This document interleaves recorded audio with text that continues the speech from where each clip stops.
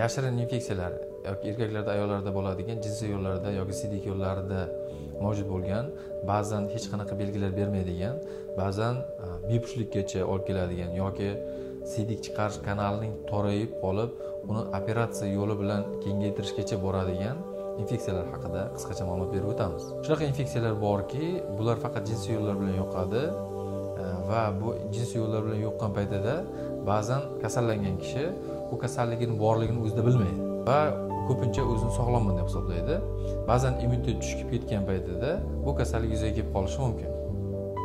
Bunday infeksiyalar masalan gonoreyalar, xlamidiyalar, ureoplazmalar, mikoplazmalar, trixomonada, kandida va hokazo ko'p bo'lishi mumkin. Ular birinchi marta tushgan paytida tushgan bu kunizga emas, ma'lum kunlardan keyin, demak, organizmga joylashib, o'zini inkubation davrini o'tagandan keyin belgi bera boshlaydilar.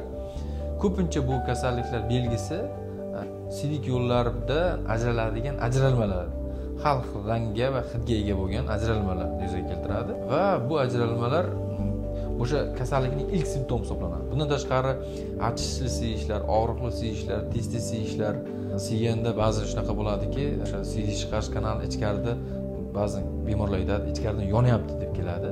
O'shanaqa holatlar bo'lishi bu kasallikning sizda borligini va bu kasallikni sizda o'tkir bosishga ketayotganligini bildiradi.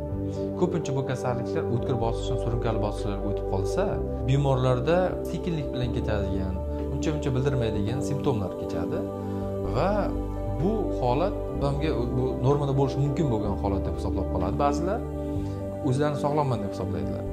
Mana masalan gonoreya infeksiyasi surunkali ko'rinishga o'tib qoladigan bo'lsa, gonoreya infeksiyasida siydik chiqarish kanalining torayib qolishi yoki struktura kasalligi yuzaga kelib qolishi mumkin. Bunda siydik chiqarish kanalining o'sha ichki diametri qisqarib qolgani hisobiga siygan paytida xuddi bir avval juda qisqa muddatda masalan tualetga kirdi, 20 sekundda siydik qopini bo'shatib chiqib ketgan bo'lsa, endi uzoqroq o'tirishga to'g'ri keladi.